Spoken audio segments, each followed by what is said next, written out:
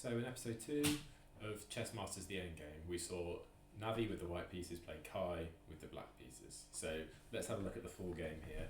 This one's quite interesting, if not just for the psychology of how this went between the two players. So we started off with e4, had a standard response, e5, knight f3, this is kind of very main line. And then I was quite excited when this came on the board, f6. I turned to my partner and I said, look, they played the Petrov, to which she didn't seem very excited about that, but you know, it's always quite nice seeing the openings and kind of calling them out against the telly. And I also played the Petrov for quite a while as well, but we don't go into the main line, which is knight takes on e5. Instead we go into like the three knights version with knight c3, and black's got a couple of choices of how they play this. When I played the Petrov, I played bishop b4. I thought that was kind of an exciting way of going about it, but in the game we just get a really symmetrical knight c6. And white develops out with bishop c4, and then this is the first kind of interesting moment. And in these positions, I'm never quite sure when you can and can't go for the centre fork trick, but the engine kind of likes this here. And actually, when I look at the database for this, when black plays knight takes e4, in practice they win 57% of the time here compared to white winning 39. So it's a good practical choice. So why is it? It looks like you sacrifice a knight takes back, and then you play d5. And now most people, I think, take the pawn on d5, but it's better to retreat back to preserve your bishop rather than, because you basically got a choice of which piece you want to lose and you prefer to keep your bishop, so trading here. And engine kind of gives it as equal. Black stands slightly better in practice. Black wins more games than white here. But I'm never quite sure when you can and can't do the centre fork trick, but black could have done it here, but instead they opt for bishop b4, which I think is kind of a valid move. It probably lacks a bit more venom than it would do if the d2 pawn was there, so there's no pin here, so the knight is free to move, or you can kind of kick it away with a3. But it's still a perfectly fine move, nothing major at this point. White plays d3, which is kind of standard move. And now if you're black here, you should be looking at like knight a5 to try and target this bishop. So usually the bishop is standing better than the knight, so the knight's wanting to try and trade itself off. So that's why playing knight a5 targeting the bishop is usually a strong plan, because where can the bishop go to if it's targeted here? It can't go here, here, or here, because it can get captured. So the only kind of available square is here, which kind of runs into a6 and potential b5 ideas, which kind of only helps black. So this is kind of a very solid idea that black can go for, is playing knight a5 to try and target the bishop, or they just kind of castle and go for regular developing moves. Instead, black, who's Kai in this game, is quite an aggressive player, just goes straight in with d5. And we see some trades, starting with e takes and then the knight takes. Now white's got a couple of options here. Do they want to liquidate further, taking the knight here with the bishop? Engine interestingly gives castles, and in the database that's the strongest performing move, but I'd kind of have to look at this in a bit more detail. So if you castle, what's wrong with like knight takes, pawn takes, and if you take this pawn,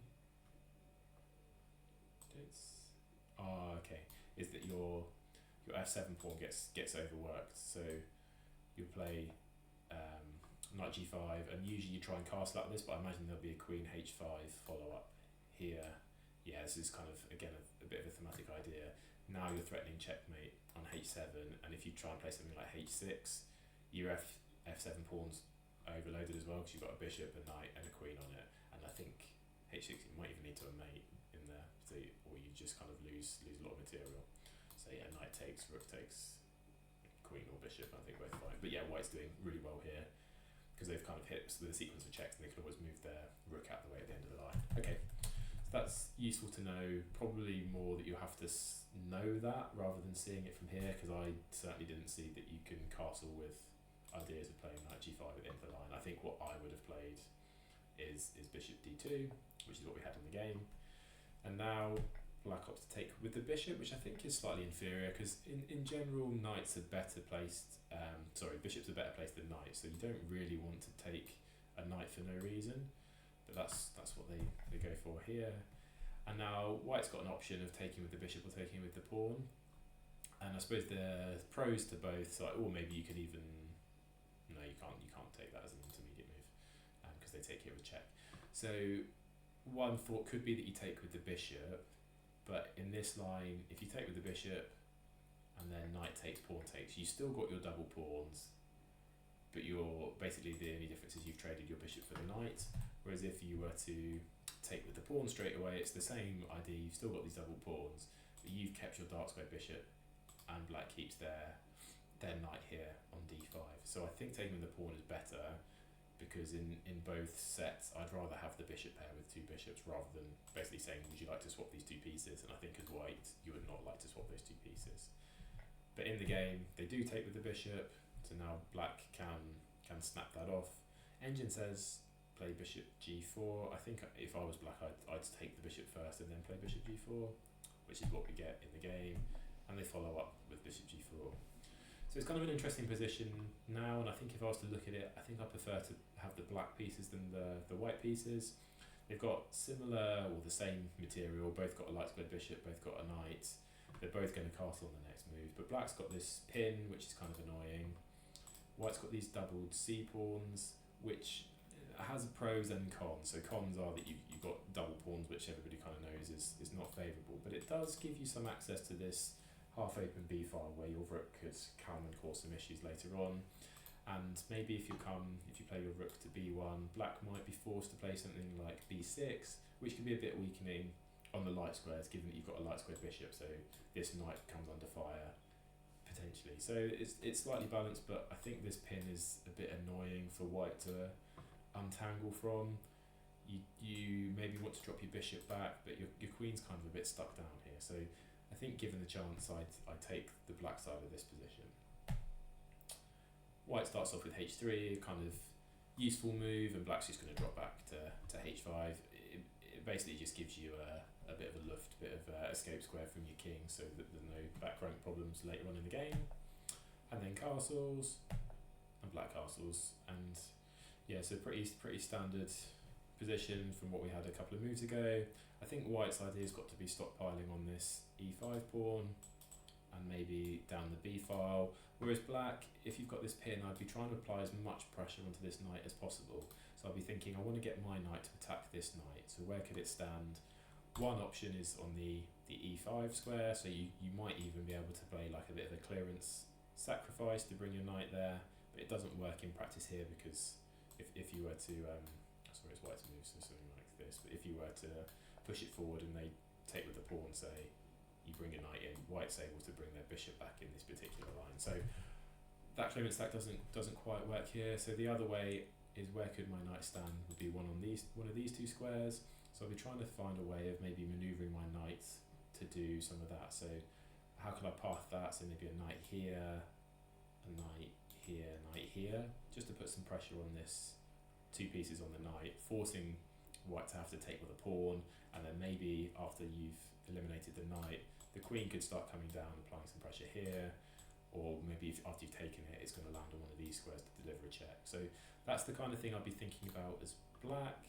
Or maybe even the other option, you can move your king out of the way, play f5 and e4, so that if you were to land a pawn on e4 against the pinned knight, you're going to be winning some material. So that's what I play as black, and like I say, as white, I'd be stockpiling, trying to get as much pressure on the e5 pawn, bring this rook over to the open b file, causing that. And then it'll just be a bit of a race of who can manoeuvre their pieces to the better squares as quickly as possible. So maybe even this kind of weird rook lift might be viable. But what do we get in the game? So Navi started off with rook e1, a kind of really sensible move now. Like I say, targeting the e5 pawn. Black brings their queen out to f6. I suppose that's the other way of doing it. I think throwing your minor pieces at it creates more havoc rather than bringing your queen, but it's the same kind of idea. You've got two pieces now staring at this knight, which is kind of useful. A good defensive resource, rook e3, kind of defends against the knight, but it does give you another piece to try and attack and dislodge. So again, I'd be thinking about moving my knight this path this time up to f5, such that it attacks the rook and forces it to move, and then once it's moved, we then got access to the h4 square, which I talked about before, attacking the knight. And by doing this, when it lands on f5, it's giving you a tempo because it's going to be attacking the rook. So that's the kind of part of the plan I think I'd be playing as black here. Instead, they centralise their rook, which is fine, but it doesn't really achieve an awful lot. Like this d-file isn't really doing a lot at this point. I'd say I'd go for one of these plans instead to try and put as much pressure on the knight, and this rook is not really helping with any of your plans with doing that.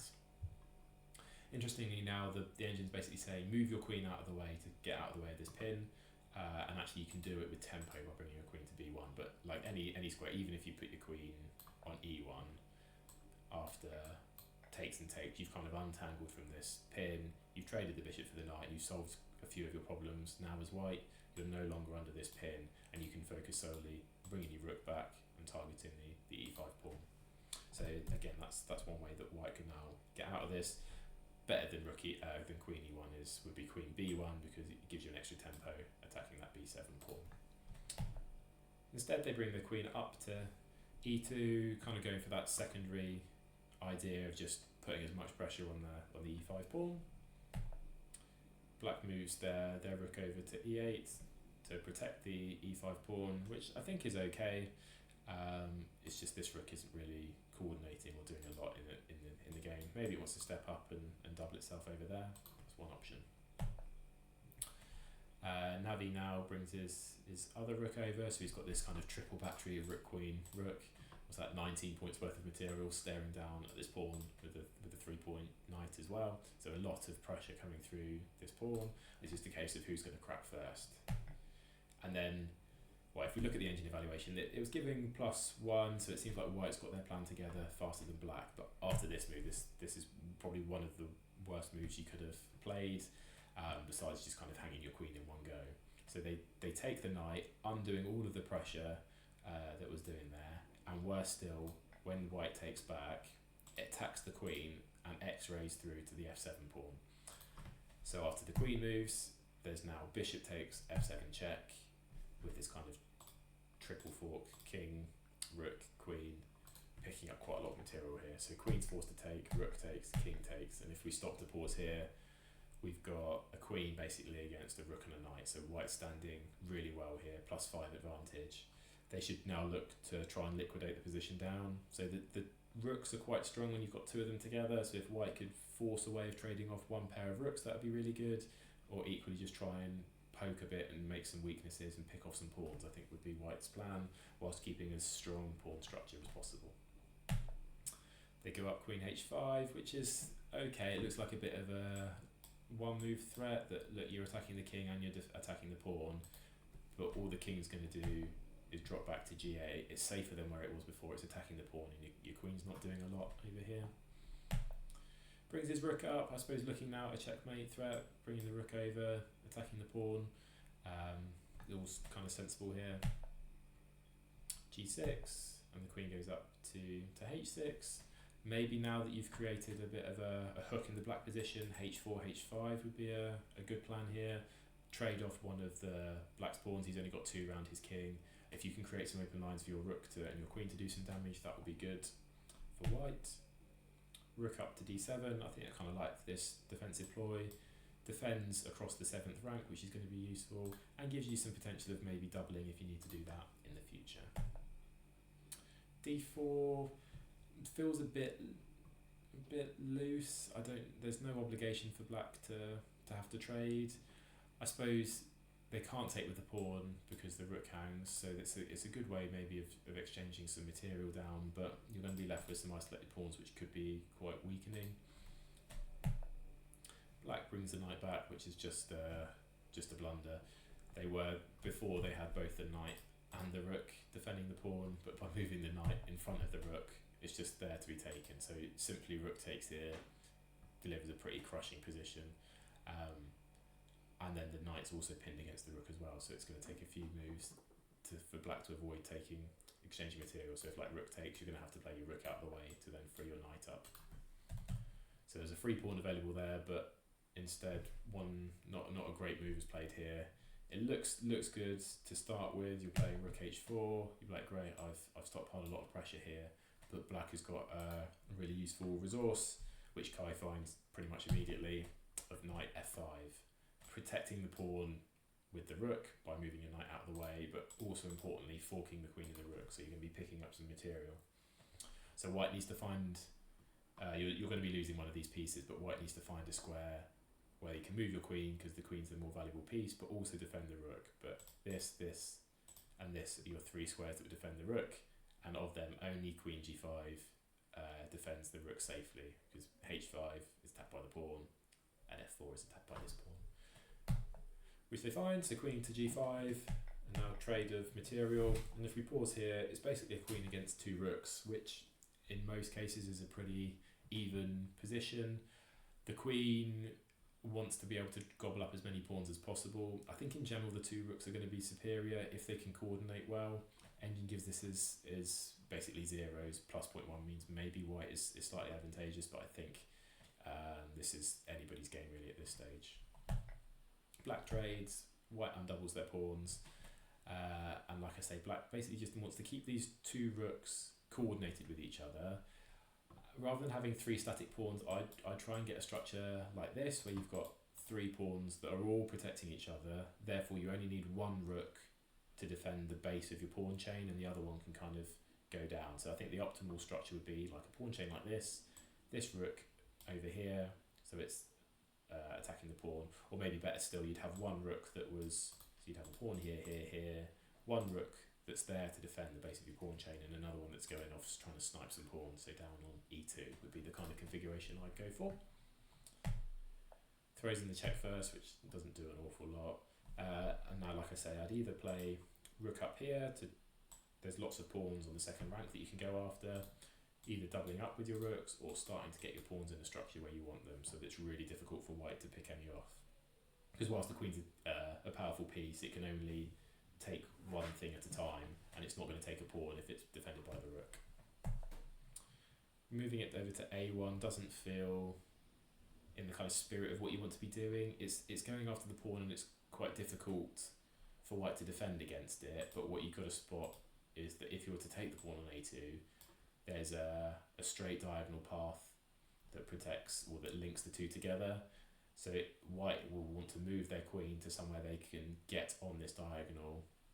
So for example, if they could bring their queen to e6, then, so let's show that. So the engine is suggesting queen e4. You can't take this pawn now because, well, two reasons. The main one I was thinking of was queen e6. You've got the queen attacking the king and the rook. So when it blocks or moves, you pick up the rook. But you've also got this option of playing your queen back here for this double threat as well.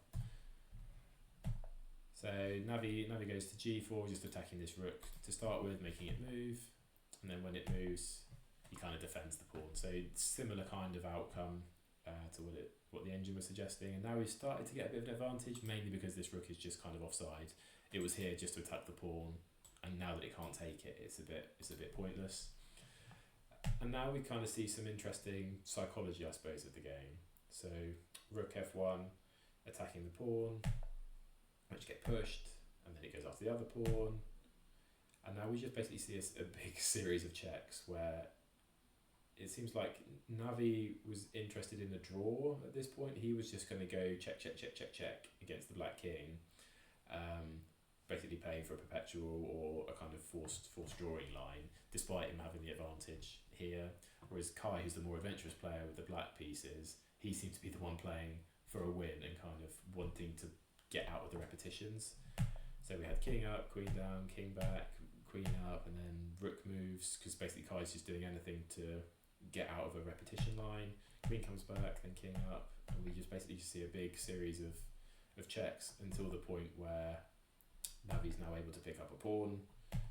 Kai drops back, and we keep on shuffling some pieces a bit more. Pawns get traded, but after that exchange where the c7 pawn drops, Navi's now got this d pawn, which is going to be a real asset of being able to march that down the board. But even then, we still see some pins and checks. Like, he doesn't really sure what his plan is to try and make progress here. And I'm pretty sure at some point there was a threefold repetition. Like, I've got somewhere around here, I get to like move 40, 50 odd, whereas when it shows the full sequence of move, it said it was like move 70. So there was definitely a threefold repetition in there somewhere. I don't know whether they were told not to take threefold repetitions, or you have to claim a threefold repetition. I'm not quite sure what the ruling is. If you play out a threefold, whether it's automatically a draw, whether you have to claim the draw for it to hold. But in any case, I don't look like it was claimed, and they just kind of shuffled some pieces, hit some checks. Look, they just kind of go back and forth, and then Kai kind of wants to do something different, play on for a win, so he moves his rook up to f6, allows the pawn to move forward, and now I think this kind of the sensible move is rook d2, getting it behind the pawn to stop it from moving, and then you've got two pieces attacking it, and I don't think White will be able to hold on to it so well in this line, but instead he goes the other way, which is losing now by playing rook c6, allowing White to push the pawn, into which there's no feasible defence of this. He tries attacking the queen. I mean, you could just take the rook here, and after it takes back you can queen, but he goes for a similar kind of line, moving it back. Nice move, keeping that rook pinned so nothing can drop back to defend it, and when the rook goes across, queening, forcing the trade of queens, and this is pretty much a game over position, but it's certainly game over after this move. King h6, just dropping the rook. And now it's just a matter of technique. It says mate in 3, but he kind of has the right idea of here, king up. So h4. So now it is mate in 1 with queen f8, but he pushes the pawn, goes there, locks the king away, and comes round the back to deliver a checkmate. So an interesting game, I think.